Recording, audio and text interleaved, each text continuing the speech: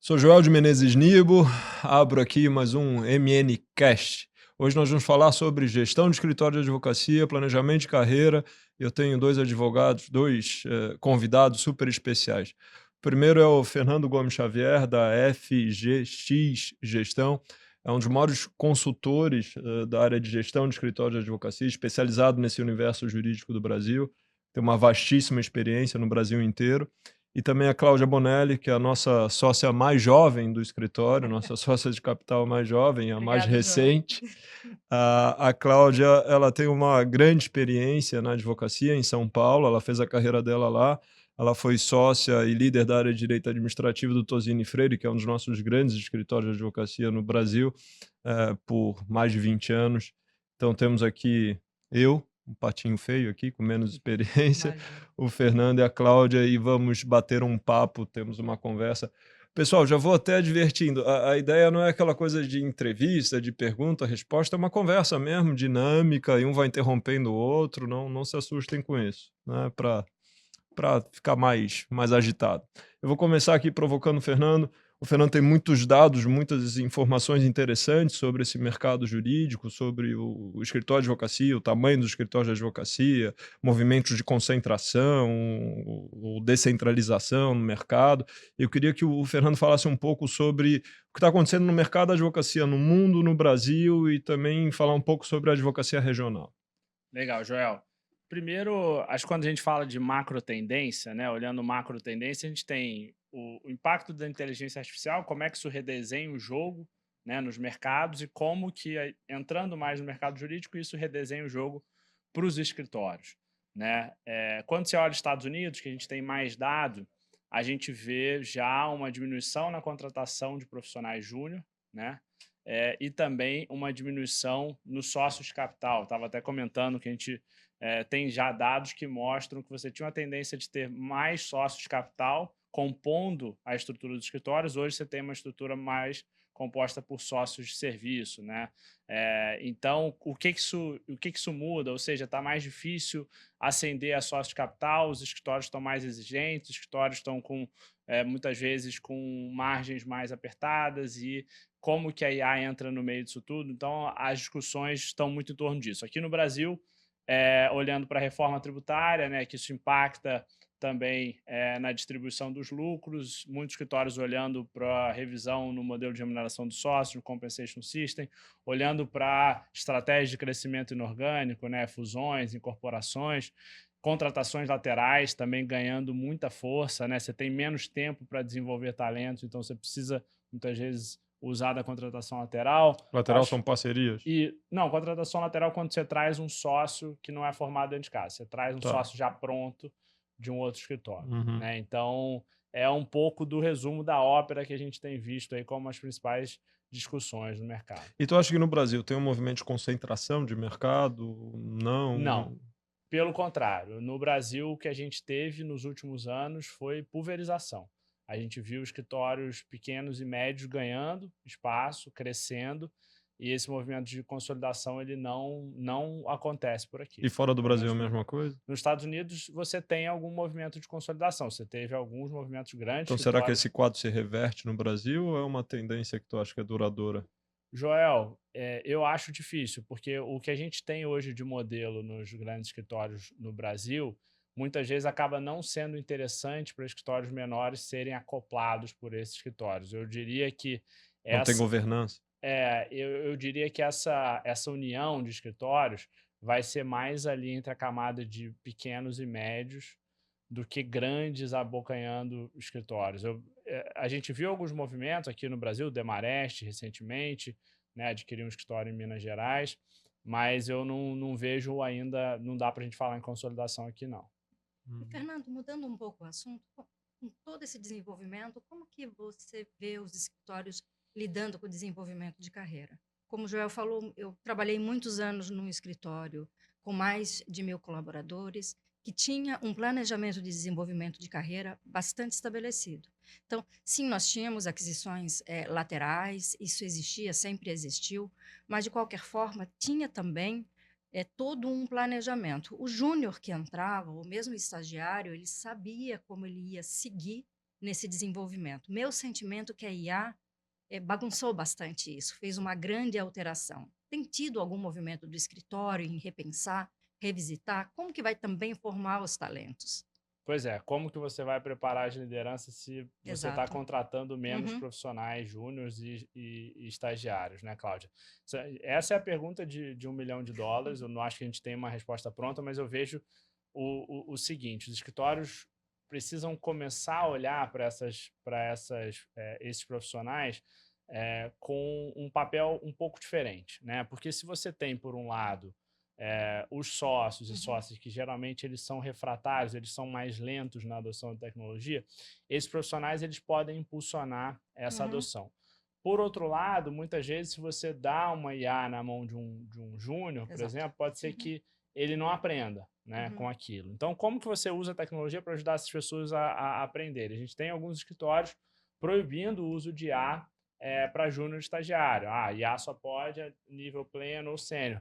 Mas será que esse é o melhor caminho? Então, eu vejo que os escritórios eles estão tentando achar um equilíbrio entre você conseguir desenvolver essas pessoas com o uso de tecnologia, né, e também conseguir preparar essas próximas gerações, né? Cada vez mais nos planos de carreira a gente tem componentes ali que já uhum. levam um pouco para a parte de originação, relacionamento com o cliente, né, que são habilidades que até então ficavam mais restritas a um tracking para a sociedade. Então, Uhum.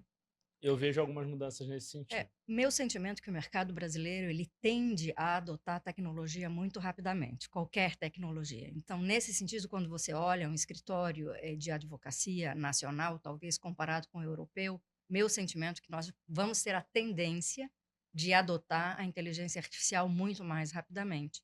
E também Já estamos, né?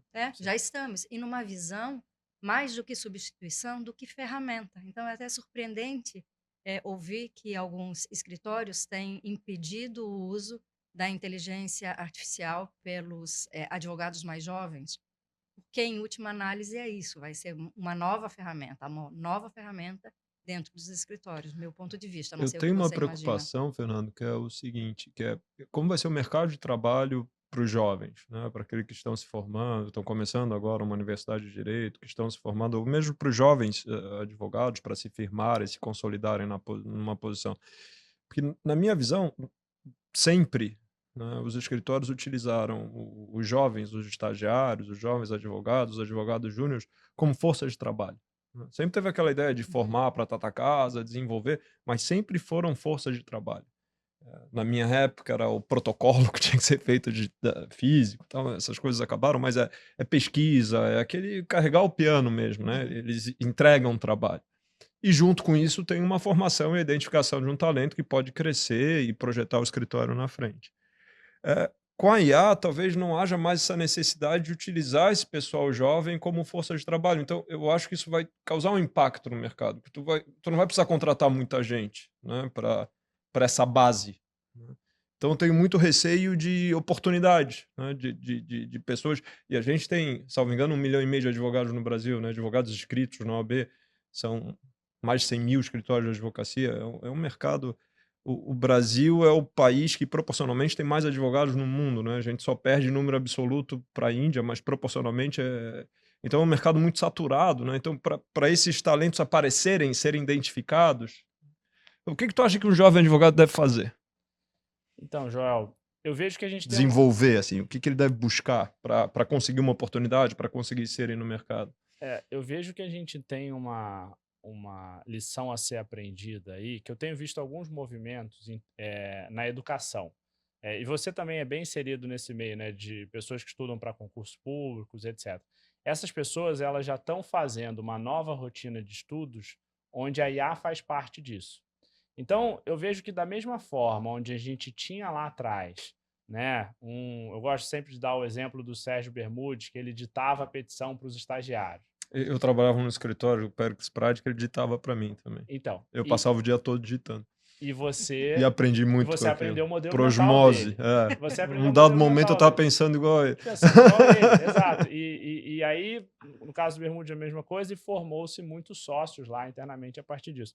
Então, como é que você pode também ter usar a inteligência artificial para ter esse aprendizado, né? E aí, a partir do momento que o escritório conseguir ter uma ferramenta que corresponda à sua base de conhecimento e que pense de acordo com a cultura do escritório, essa pode ser uma ferramenta de aprendizado importante, onde o tempo do sócio, que antes era alocado para treinar essas pessoas, que hoje não se tem tanto esse tempo. Talvez até usando a IA passe a se ter, voltar a se ter esse tempo, né, para dar mentorias, para ensinar as pessoas, e a partir disso elas consigam desenvolver habilidades que até então elas não conseguiam desenvolver tão rápido, né? Porque vai ser necessário isso, vai ser necessário um amadurecimento mais rápido para que esse profissional júnior faça sentido ser contratado. Cláudia, quais são as habilidades que tu acha? A Cláudia tem uma filha que tá no ensino médio, Uhum. segundo ano, Ela vai entrar agora no último ano do ensino e médio. ela Uhum. pretende fazer direito, Direito. né? Quais são as Uhum. habilidades que tu acha que a Aninha deve desenvolver para que ela seja no futuro uma advogada de destaque, de sucesso, Uhum. tal qual a mãe? Obrigada. Enfim, um jovem advogado, o que que ele deve procurar desenvolver? Que tipo de habilidade? O que que tu aconselha a tua filha que Quando compartilha esse conselho com todos Uhum. os nossos... Quando a Ana Cecília me procurou, falando que ela gostaria de fazer uma faculdade de direito, eu refleti bastante sobre isso. Refleti, inclusive, pela experiência que eu tinha trabalhando há muitos anos no setor. E a maior habilidade dela, que eu identifiquei como um potencial real, é a habilidade social. Incrivelmente, a habilidade operacional, talvez aquele advogado júnior ou estagiário que lá atrás nós contratássemos para fazer uma boa due diligence, para fazer uma análise Aquele mais minuciosa de analítico. documentos e contratos, meu sentimento é que isso morreu. E hoje, já, nesse momento, quando a gente olha, a gente vê que Aquele é, sujeito mais introspectivo, uhum, técnico, esse não é mais tão esse valorizado. exatamente. E aí a habilidade social, a habilidade de encontrar soluções, de entender, ter a percepção da necessidade do cliente, talvez essas sejam habilidades que, bem aliadas à ferramenta, tecnológica, podem realmente trazer uma sobrevida da nossa atividade. Agora também, se eu puder, queria fazer uma pergunta, Fernando. Eu tenho ouvido muito, recentemente, de que toda essa questão da IA, tem, impulsionado um movimento de que as empresas, robusteçam os seus jurídicos internos e contratem menos escritórios de advocacia. Por quê? Com o uso das ferramentas, da inteligência artificial, alguns bons profissionais internos conseguiriam fazer muito da demanda que hoje é transferida aos escritórios de advocacia. Esse assunto ele já chegou a você? Isso já foi debatido? Esse é Já, um assunto que me interessa bastante. já chegou, Uhum, Cláudia. O que a gente tem visto é que, em geral, muitos diretores jurídicos têm perdido um pouco de autonomia, né? A gente vê, principalmente CFOs, entrando um pouco mais na operação, às vezes até CEO, entrando um pouco mais na operação do jurídico, alocando um pouco mais de esforço dos seus times de tecnologia, porque, por exemplo, você tinha um banco, né, que tinha um time de desenvolvedores, de pessoas de tecnologia de 200 pessoas. Mas aquele time não desenvolvia nada, nenhuma linha de código para o jurídico. uhum. A gente vê as empresas olhando, o CFO olhando mais para esse custo, né, e alocando um pouco mais de recursos no jurídico para desenvolver algumas coisas internas e para fazer o que é possível dentro de casa. Tá? Tentando também não inflar muito o jurídico, não deixar o jurídico muito grande, né, porque isso acaba sendo um custo fixo relevante para as empresas. Mas voltando num ponto da habilidade, a gente fez uma pesquisa com mais de 100 escritórios, Joel, Eu Cláudia. queria saber a tua opinião também, o que que tu Pois acha que são é, as habilidades a serem é, desenvolvidas? Inclusive para os velhos também, né, que podem desenvolver sim. novas habilidades. A gente fez uma pesquisa no seguinte sentido: a gente quis avaliar com esses escritórios como que funcionavam as estruturas de poder. Uhum. Ou seja, o que que era preciso para que um associado se tornasse sócio dentro dessa estrutura. E aí, considerando a cultura, o modelo de remuneração, e etc., e o contexto, nós chegamos em 4 grupos de habilidades, né? A gente tem as habilidades técnicas, comerciais, relacionais e de gestão. Então, os escritórios consideravam esses 4 grupos de habilidade. Quais são Quando mesmo? Técnica? técnicas, comerciais, relacionais e de gestão, né? Então, entrando muito rapidamente nelas, né? Habilidade técnica, a gente não está falando mais do técnico como a gente conhece. A gente olha muito aqui para a experiência e track record dessa pessoa. Ou seja, ela consegue desenvolver ali uma experiência dentro de um setor e ter track record dentro daquela matéria, né? A pessoa não quer alguém que faz M&A, quer alguém que faça M&A dentro do setor dela. Uhum. Então, trazer esse conhecimento técnico para uma aplicação prática, né? Quando a gente vai para o comercial, aí, obviamente, a gente já tem os desafios de originação, né? E não só de originação, mas também de você conseguir se posicionar perante o mercado, construção de autoridade, etc.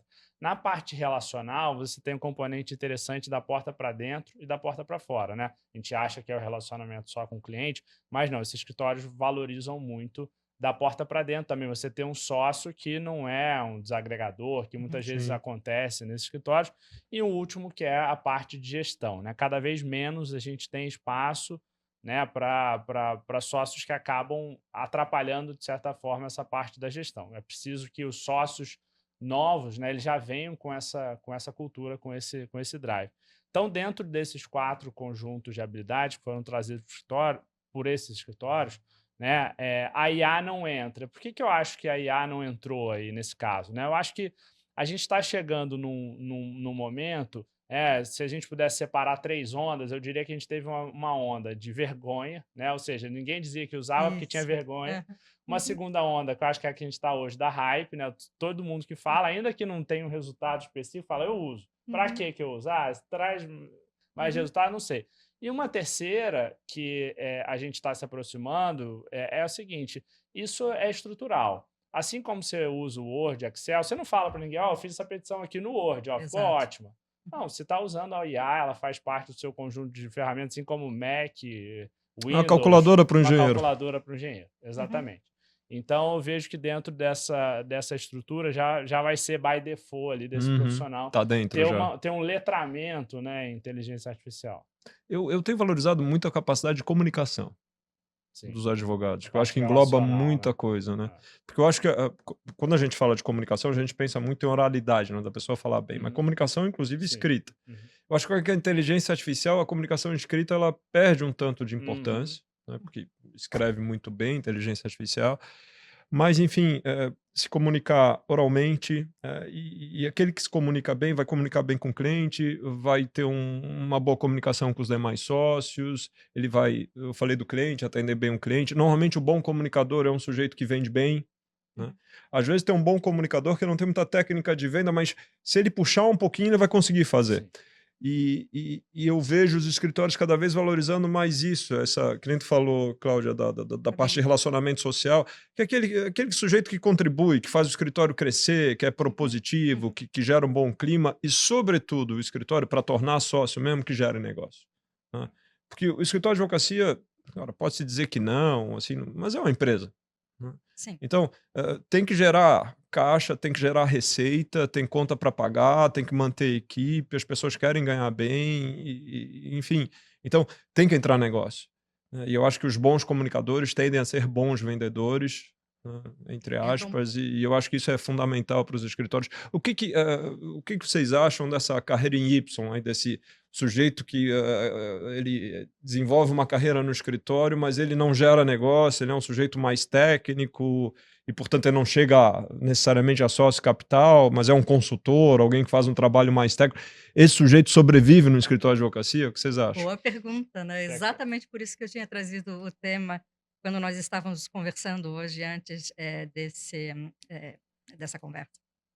Eh, Meu sentimento é de que a carreira em Y, ela tende a retrair um pouco. Apesar de nós sentirmos um movimento nos grandes escritórios de reabrir a carreira em Y, eu me pergunto se não é ainda aquele último respiro, no momento em que você identifica que nem todos os sócios mais vão, atingir uma posição de sócio de capital, é que não há mais um espaço para todo esse crescimento constante, de você reter e manter alguns talentos, mas ao longo dos anos o quanto isso será sustentável. E eu concordo, Joel, quando você comenta que a habilidade social ela está intrinsecamente relacionada a pelo menos algumas dessas 4 vertentes, desses 4 talentos que você comentou. Porque se eu tenho que vender, se eu tenho que ter um talento comercial, a minha habilidade social ela é necessária. Se eu preciso fazer uma boa gestão, a minha habilidade social ela é necessária. Então, e quando eu penso na carreira em Y, da forma mais conservadora, aquela pessoa que senta na mesa, introspectiva, vai desenvolver o trabalho, sem essa exposição, sem essa interlocução, pergunta. É. Nós tivemos uma primeira onda da carreira em Y no Brasil, em um cenário onde você tinha abundância de capital e de margem, né? Então, os escritórios eles tinham uma margem muito alta, principalmente as Big Laws, em que esse cenário era possível, ou seja, você tinha uma pessoa que te dava uma alavancagem muito boa. O que, que é isso? A pessoa custava para o escritório R$ 20.000, mas só que ela bilava R$ 200.000, R$ 300.000, R$ 500.000 em hora. Uhum. Então, essa pessoa, mesmo sem gerar um centavo de negócio, ela está entregando trabalho gerado pelos sócios e a partir disso ela gera receita, ainda que ela não origine A conta de fecha. si própria. A conta fecha assim, com muita sobra.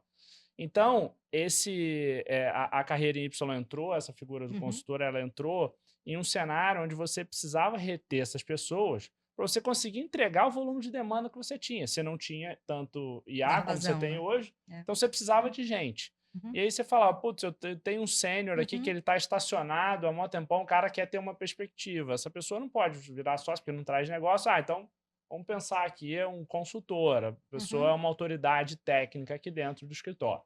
Então, foi pensado como uma forma de retenção. Mas nunca dá certo quando você tem esse contexto. Você teve, né, dentro dessa primeira onda, quase ninguém que virou consultor depois se tornou sócio de capital. Eu acho que agora a gente tem um movimento em que alguns escritórios já tornam isso mais claro. Fala, olha, a gente tem essa opção aqui, mas nós entendemos que essa opção ela deve ser transitória. Ela deve ser um período para que você foque os seus esforços para passar daqui para cá, para virar sócio de capital. É um tempo para você se organizar, aí você vira sócio de capital depois e corre atrás disso, você tem que fazer isso, isso e aquilo. Não como algo fixo, porque o que você tinha lá atrás de margem, de capital para conseguir ter essas pessoas, hoje você não tem mais essa mesma realidade. Essa história também da ascensão a sócio capital é uma coisa, são movimentos, né? Parece que uma hora é de um jeito, outra hora do outro.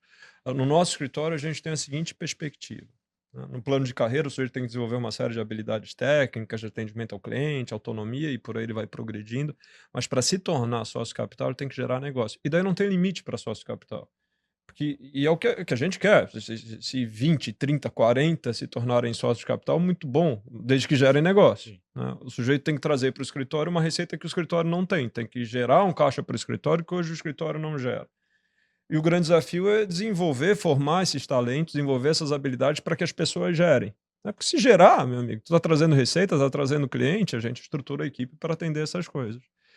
Então, mas a gente também tem essa perspectiva do técnico que, às vezes até por opção, que não quer, né, que ele acha que não tem aquela habilidade.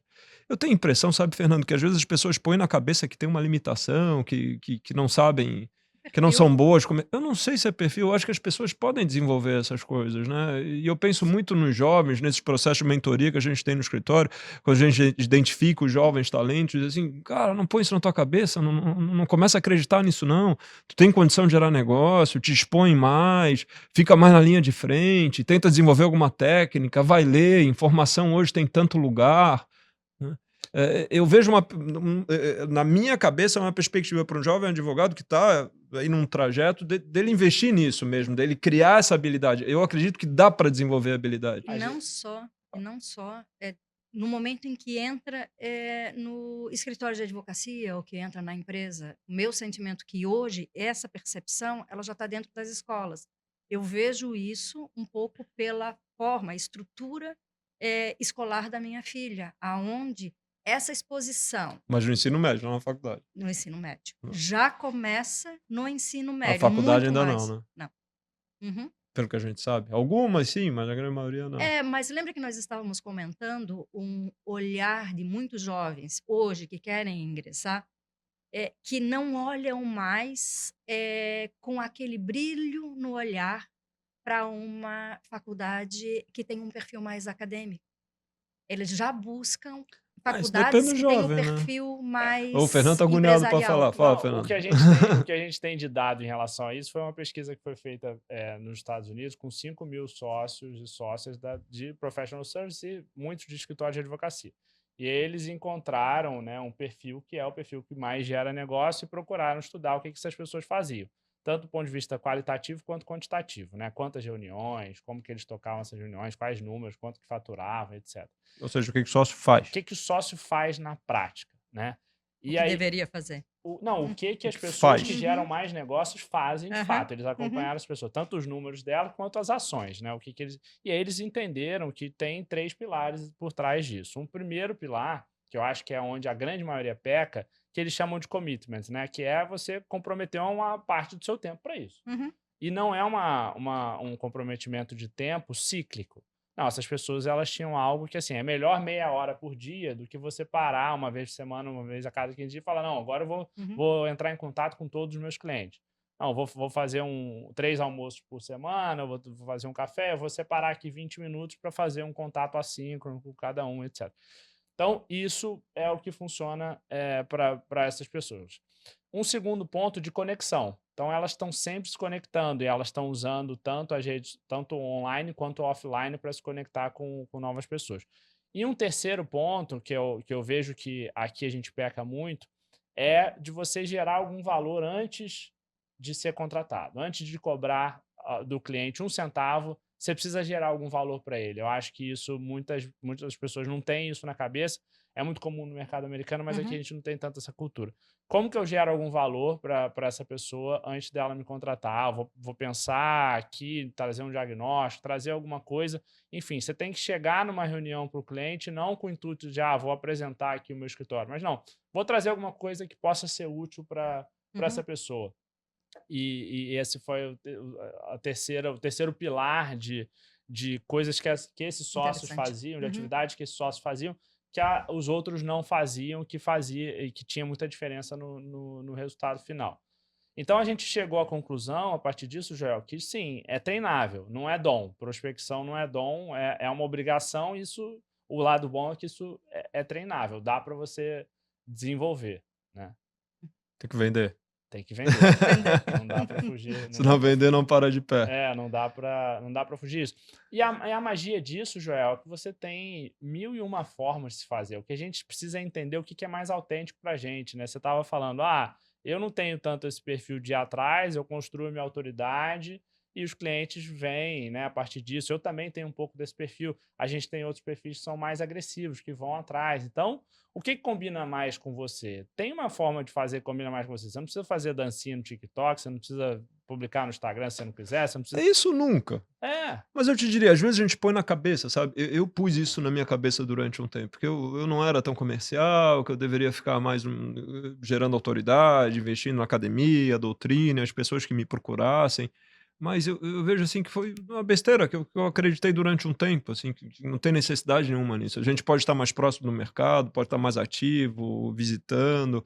E esse negócio de incorporar na rotina eu acho fundamental. sim. E o mercado é muito volátil, né? Se você não faz esse acompanhamento constante, você perde um pouco do que está Eu acontecendo. acho que tem que ser lembrado. Tem que Né? ser lembrado. E a advocacia é uma Exatamente. relação de confiança. Então, se tu tem uma certa Exatamente. proximidade, sabe quais são os teus clientes importantes, mesmo tu tá no começo, tu ter a oportunidade de começar a atender 2 ou 3 clientes, cara, desenvolva um relacionamento, fique próximo. Daqui a pouco você faz um cross-selling, faz um upselling, isso começa a ser valorizado, você vem com nova oportunidade. As pessoas estarem atentas a isso, né?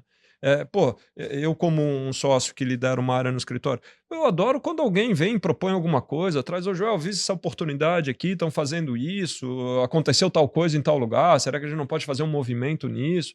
Eu acho que se valoriza muito isso, né? Vocês Às vezes tocaram. não se leva à frente aquilo, mas só de tomar iniciativa, a gente vê que a pessoa está preocupada com isso, acho que é uma coisa super importante. Vocês tocaram num ponto importante, que é Uhum, a ser lembrado, né? uhum, 35% das contratações hoje são feitas por escolha direta. Ou seja, o dono da empresa, o diretor jurídico, o CFO, ele já sabe quem é a melhor pessoa para atendê-lo naquela matéria. Quando chega uhum. uma demanda, ele só ou ele pede 3 propostas, ou ele já envia A diretamente faz para o uma cotação escritório, só faz uma por uma cotação. questão de governança, mas É já isso, sabe quem quer. mas existe uma contratação relevante, 35% da fatia, da pizza toda de contratação, por escolha direta. Ou seja, E se mesmo você... para entrar numa cotação, né? Sim, você precisa ser Uhum. lembrado. Precisa Mesmo ser para entrar na lembrado. cotação, exato. E eu penso assim, na minha época, a mentalidade que eu tinha, né? Como aqui em Santa Catarina não tinha escritórios muito estruturados, eu pensava assim, empreender na advocacia significa eu criar meu próprio escritório. E eu gerar o negócio e eu vou Uhum, criar um escritório do zero. E hoje empreender significa construir uma carreira no escritório também, né? Você não uhum, precisa criar o seu escritório. uhum. Você já tem uma estrutura montada, tem um nome já na praça, você tem todo um background administrativo, de gestão, de conhecimento, de mentoria, clientes já na casa que podem ser explorados. Então, pensar em empreender não é necessariamente começar do zero. Né? É entrar numa corporação e desenvolver sua carreira lá. Eu acho que para os grandes centros isso é muito natural, né? Mas para a gente, numa perspectiva regional, tem muito isso de Mas eu acho que fazer sozinho. mesmo nos grandes centros, teve um movimento muito profundo nessas últimas décadas de visualizar o escritório de advocacia como também uma empresa. Isso também não era natural quando a gente olha algum tempo atrás. É um movimento mais recente de perder aquele olhar do escritório de advocacia focado em um advogado em específico, em uma pessoa, para ver que é uma estrutura de prestação de serviço. A gente sai da figura do autônomo por natureza, né, para algo que de fato é um negócio que você tem E ali os... que é agora um novo desafio identificar qual é o caminho desse escritório de advocacia empresa com o advento da inteligência artificial. Isso a Qual é o gente novo tem. caminho para é, vocês? Vamos lá. Temos aqui o Qual é o nosso. diferencial de um escritório de advocacia diante dessa revolução tecnológica, essa transformação? A gente não precisa ter certeza, porque ninguém tem certeza de nada, né? Mas É, vamos tentar fazer um exercício de futurologia. O que tu achas, não tem Fernando? como cravar, mas, Joel, eu vejo que isso passa por uma análise bem profunda assim de precificação, né? Eu acho difícil que não passe.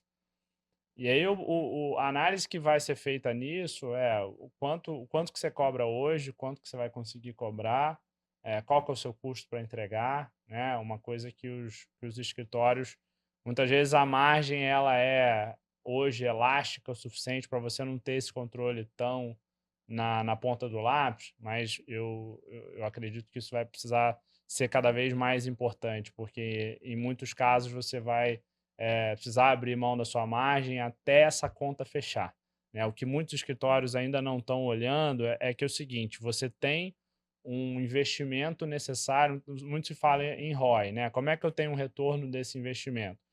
Muitas vezes esse retorno do investimento não é no D0, né? Principalmente quando você está falando de uma mudança estrutural, ele tende a demorar um pouco mais. Então, passa a pensar um pouco mais na IA como se fosse uma área sendo aberta dentro do escritório. Uhum, Ou seja, essa área precisa amadurecer, né? E para isso você precisa colocar ali metas que sejam metas mais realistas, até você chegar num cenário onde aquilo vai te dar, de fato, alavancagem, que é o que todo mundo tá buscando, né? Mas eu vejo muitos queimando a largada aí, né? Ah, não, quero já enxugar meu time aqui pela metade, né? Porque agora eu tenho, por que eu não estou enxugando ninguém ainda, né? Então eu vejo que precisa ser mais realista nisso e acompanhar muito de perto essa questão da precificação, né? Porque tudo, quando você fala de um planejamento, eu quero faturar tanto, você vai faturar isso com base no seu ticket médio, como que você cobra, quanto você cobra.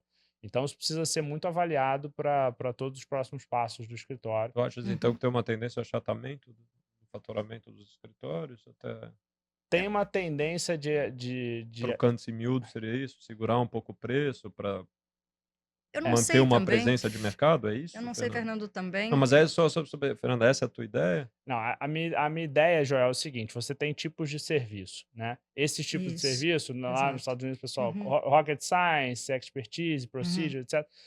Esses tipos de serviço eles vão ter ciclos de vida cada vez mais curtos, né? uhum, Então você tem um serviço que ele é mega especializado hoje, que daqui a 3, 6 meses, né? Com a IA, esse ciclo vai passar a Pode ser de ser 3, 6 semanas. meses, até uhum, semanas, já vai ter um monte de gente fazendo. Então você consegue e você vai precisar ir ajustando o preço de acordo com isso. Algumas Sim. áreas e alguns escritórios. A gente vai ter que ser muito mais flexível, muito mais maleável. É. Cláudia, por favor. Meu sentimento também é que os produtos vão ser revisitados. Uhum. Alguns anos atrás, era possível visualizar um escritório envolvendo times enormes para fazer uma due diligence, num M&A ou mesmo em um processo de investigação interna ou o que quer que seja. Trabalhos que hoje podem ser, em grande parte, substituídos por inteligência artificial. Então, identificar aonde você agrega valor ao cliente, quais são os produtos que realmente ainda envolvem essa estratégia, esse conhecimento, essa experiência, acho que é o diferencial. Aí talvez se consiga encontrar algum caminho do escritório de advocacia. Esse produto realmente o meu valor vai estar achatado, mas aqui eu consigo trazer até mesmo por tempo, até mesmo por eu utilizar a inteligência artificial e me auxiliar na identificação desse cenário, é um posicionamento mais estratégico, uma solução mais estratégica, agregar mais valor ao cliente. Então, além da internalização da inteligência artificial, não como uma inimiga, mas sim como uma ferramenta interna, a identificação do que eu posso, aonde eu posso fazer melhor e trazer um ganho de valor ao meu cliente e com isso daí sim, aumentar o meu faturamento. E aí, considerando as realidades, né, eu vejo que você tem duas, pelo menos, que são bem diferentes, né, com seus prós e contras. Você tem a realidade do escritório grande, em que ele já tem uma estrutura relevante e que ele vai precisar repensar essa estrutura com Uhum, inteligência artificial. Qual que é esse é o ponto negativo. Qual que é o ponto positivo? Eu acho que isso pode gerar uma demissão em massa, Sim, uhum, né? já Uma já diminuição muito aconteceu, substancial já no já número de já aconteceu. advogados dos aconteceu em escritórios. alguns escritórios, sim. Uhum, Qual que é o ponto positivo? Esses escritórios, eles têm caixa para investir na implementação uhum, e no treinamento, etc. Você tem, do outro lado, pequenos e médios escritórios que podem usar a IA como um efeito minotauro, né, que se diz que a IA promove esse efeito minotauro, a força de 100 homens, né? Então, uma estrutura pequena e média, ela consegue entregar como uma estrutura grande, considerando o uso de IA. Mas, por outro lado, ele tem esse desafio de conseguir implementar, né, conseguir treinar, capacitar, investir nisso, como os escritórios grandes estão fazendo. Você pega o Kirkland nos Estados Unidos, separou $500 milhões para desenvolver a própria IA, junto com a Palantir. Isso é surreal aqui, se você pega uhum, o contexto do Brasil. Não tem como você desenvolver a sua própria IA. Mas você precisa, né, o que dado as devidas proporções, você consegue fazer para usar a inteligência artificial para não precisar contratar mais gente, você conseguir ter uma melhoria de eficiência e ter ganhos de produtividade. Eu tenho esperança de que, como a inteligência artificial é uma tecnologia de uso geral, que não é necessário esses grandes investimentos e que acaba que os médios e os pequenos se aproveitam disso. Sim. uhum, Né, você pega esses mais conhecidos, como Claude, como ChatGPT, como Gemini, pô, já entregam tanto, né? Eu não uhum. sei se o sujeito, sabe, eles investem tanto, são bilhões, que por mais que um escritório de advocacia invista, Eu eu não sei, concordo. vai melhorar processos internos, mas eu acho que o médio, por exemplo, hoje em dia, fazer petição, cara, já é muito bom, né? É uma coisa, aí talvez melhorar processos internos e Uhum, controles, enfim, esses agentes, mas eu acho que eu acho que muitos vão se aproveitar, acho que a base vai se aproveitar disso. E eu acho que o diferencial da advocacia, enfim, o que é inteligência artificial? Olhando para um lado positivo, ela aumenta a produtividade, né? Aumenta uhum, a produtividade, portanto tem mais tempo. E é o tempo que se precisa para pôr em prática de verdade o cliente no centro do negócio. uhum, Que é uma coisa que todo mundo afirma. né? Qualquer empresa fala cliente no centro do negócio, cliente no Sim. centro do negócio, cliente no centro do negócio. Tá, mas de quanto tempo tu vai lá no teu cliente, conversa com ele, sabe como é que estão as coisas? Ah, pô, há uns 2 anos. Então, enfim, é uma afirmação solta, genérica e falsa, né? Então, eu acho que os escritórios que vão sobreviver são os escritórios que vão se aproveitar desse ganho de produtividade que aí atrás para realmente centrar no cliente, Uhum, uhum. para realmente ter o cliente, para que o cliente veja aquele escritório uma relação de confiança como um parceiro de negócio, que alguém que está ali do lado, conhecendo o negócio, assimilando todas as experiências, pensar assim, para se eu contratar um escritório novo, esse escritório novo não sabe o que aconteceu aqui, né? E criar realmente uma relação de confiança que seja perene, que seja duradoura. Eu acho que esse é o caminho, pelo menos é isso que está me parecendo, né? Fazer isso uma verdade, esse cliente no centro do negócio. Uhum. Isso requer uma virada de chave aí, né? Que toda a estrutura dos escritórios ela foi feita considerando uma alocação de tempo importante para execução, né? Então, assim, você tem um júnior, ele tem 8 horas por dia, se espera que umas 6 horas por Aham. dia esse cara esteja executando um trabalho para o cliente. Sejam horas faturáveis. Horas faturáveis. Um pleno, uma Uhum. 5, o sênior, 4, alguma coisa nesse sentido. E aí você vai para um cenário onde você tem uma Vai fazer execução muito mais mais rápido. rápida, né? Uhum. Como é que essas horas que não são biláveis revertem o crescimento do escritório, né? Essas pessoas também vão precisar olhar para isso, ajudar nisso desde cedo, né? Sim. E como estruturar, organizar isso, fazer de uma maneira Uhum. organizada. A gestão É, acho que vai muito para isso. é. A gente Uhum. falou de empresa, né, que o escritório, que a advocacia logo se transforma numa empresa. E a Cláudia estava falando da filha, que no ensino médio tem muito essa preocupação com gestão, uma formação mais ampla, mas que as nossas faculdades de direito ainda com uma percepção acadêmica, ainda atrasadas em relação a isso. Hoje o fato é que a grande maioria dos advogados se formam sem noção nenhuma de gestão e precisam de gestão para as suas carreiras, para os seus escritórios, para as suas empresas. Isso é muito desafiador para todos. Alguma dica aí para gente, para quem está começando, para quem precisa ter uma operação melhor de gestão? Joel, o grande ponto eu vejo que é se expor o mais cedo possível, né? Então, quando você vê nas culturas mais empreendedoras, né? A gente tem algumas faculdades dos Estados Unidos que falam: o seu filho vai se formar aqui faturando na empresa dele US$ 1 milhão.